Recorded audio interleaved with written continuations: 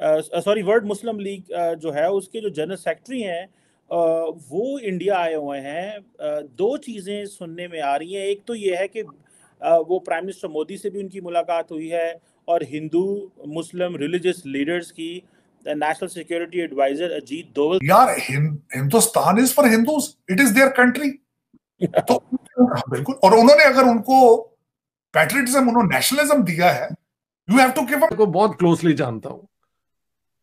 उन्होंने कभी मुसलमानों को टारगेट करने का प्रोग्राम नहीं था बनाया, बल्कि वो मुसलमानों को तो पाकिस्तान की मुसलमानों की उसके अंदर मौज ही मौज थी।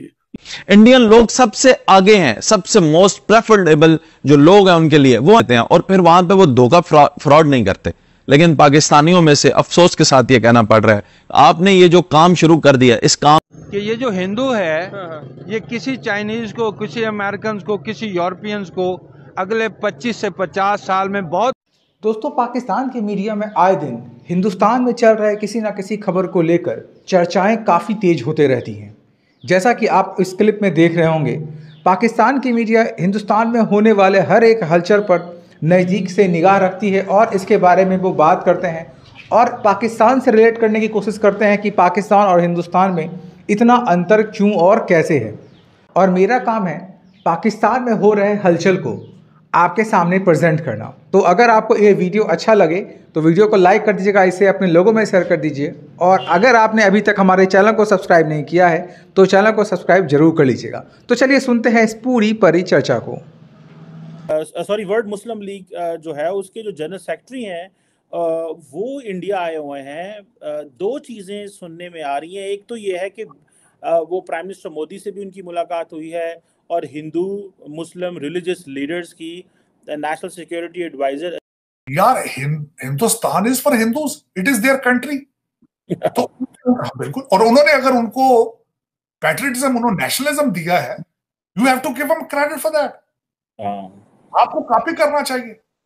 मैंने अगले दिन मैंने पिछले सेगमेंट में कहा था कि हमें मोदी जी साहब जैसा हमें लीडर चाहिए, में नहीं है। मैंने वो इस कॉन्टेस्ट में कहा था कि भाई भारत के लिए वो एक somebody is very nationalist for his country, उसमें क्या गलती है भाई?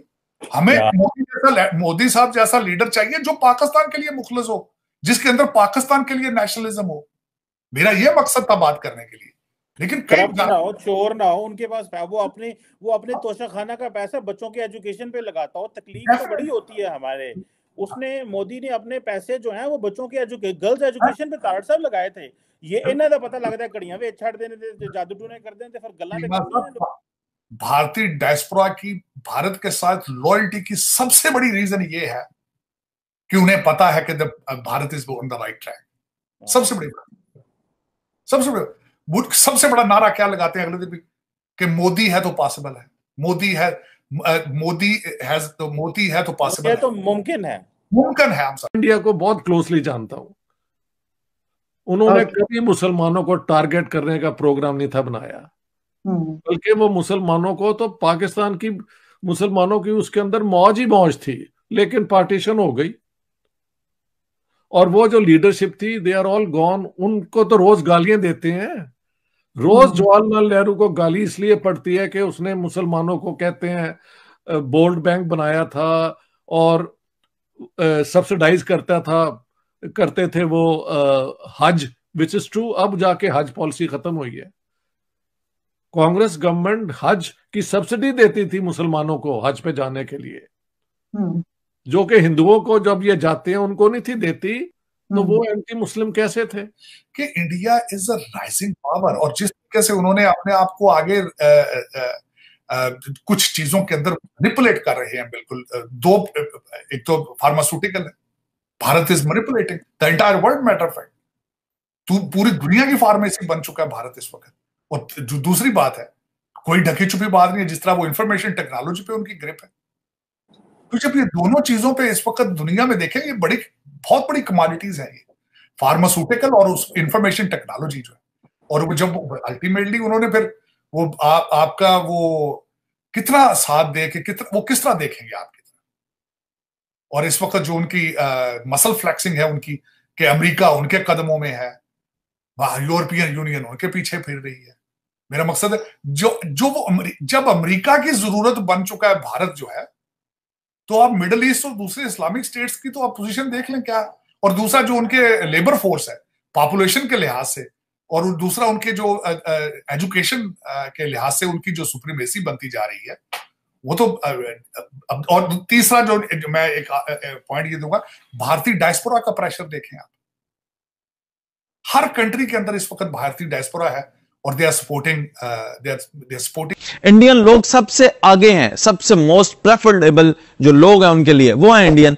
वो क्या करते हैं कि एक अपना इंडियन वहां पे जहां पे लग जाता है, फिर 10 साल बाद वहां पे 10-20 इंडियन होते हैं और फिर उन्हीं का कब्जा होता है उस इलाके पे, उस शॉप पे, उस बकाले पे, उसको जो भी आप कहें, सुपरमार्केट हो, जो भी हो, वहां पे वो आके पूरी की पूरी अपनी काबीना बुला लेते हैं और फिर वहां पे वो धोखा फ्रॉड नहीं करते।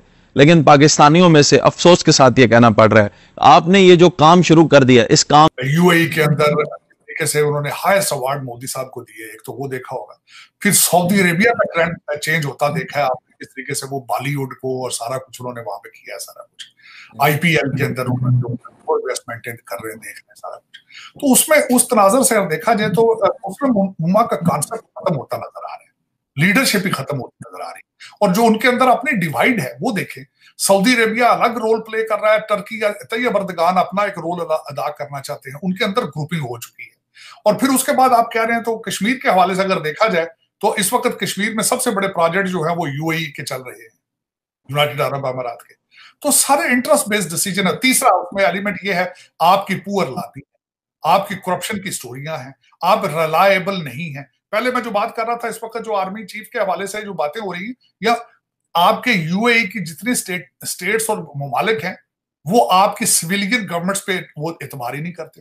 कि ये जो हिंदू है ये किसी चाइनीज को, किसी अमेरिकन को, किसी यूरोपियंस को अगले 25 से 50 साल में बहुत पीछे छोड़ के जाए। मैं तो ये भी कहूंगा कि अगर मेरे बड़ों ने कहीं कलमा पढ़ा था वो डर के पढ़ा था, उनको पता था कि मेरी इज्जत जो है महफूज नहीं है, मेरी जायदाद जो है वो महफूज नहीं है, और वो जो हमारी वो भी है वो भी महफूज नहीं है। ठीक है, इज्जत महफूज नहीं है। अच्छा, ये आपने बड़ी बड़ी जो सी है ना गहरी बात की है कि भाई अगर आपके बड़ों ने या हमारे बड़ों ने कलमा पढ़ा, डर के पढ़ा, इज्जत को बचाने के लिए पढ़ा या जो भी है, लेकिन हमारे यहाँ पे तो हम हीरो कहते हैं जो गजनवी आए या जो भी आए, तो ये आपको जायजा लेना चाहिए। ठीक है, इसके क्या वाकई वो हीरो हैं, और क्या वाकई हम लोग आपस में इतने घटिया हैं कि कभी मिलकर। बताया कि इंडियंस को प्रेफरेंस दी जाती है, बंगालियों को प्रेफरेंस दी जाती है, नेपालियों को प्रेफरेंस दी जाती है, लेकिन पाकिस्तानियों से इन्वेस्टिगेशन की जाती है। इनसे पूछा जाता है कहां से आए हैं, कौन है, कहां पे रहे हैं, आपका एक्सपीरियंस क्या है, पहले किस कंपनी में काम किया, फला फला फला, इतनी डिटेल्स बताने के बाद उनको नौकरी मिलती है। नौकरी भी उतने पैसों पे नहीं मिलती जितने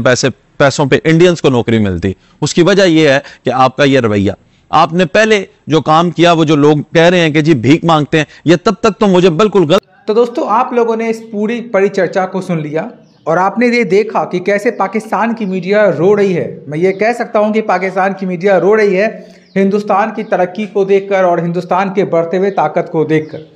और अब हिंदुस्तान और पाकिस्तान के बीच में ये डिफ्रेंशिएट भी कर पाना काफ़ी मुश्किल है कि हिंदुस्तान कितनी तेज़ी से बढ़ रहा है और पाकिस्तान बहुत ही पीछे रह गया है। तो अब आप क्या सोचते हैं इस पूरे टॉपिक के बारे में जिस पे ये पाकिस्तान की मीडिया चर्चा कर रही थी? आपका जो भी कमेंट हो या जो भी वक्तव्य हो आपका, कमेंट बॉक्स में कमेंट करके हमें ज़रूर बताइए। धन्यवाद।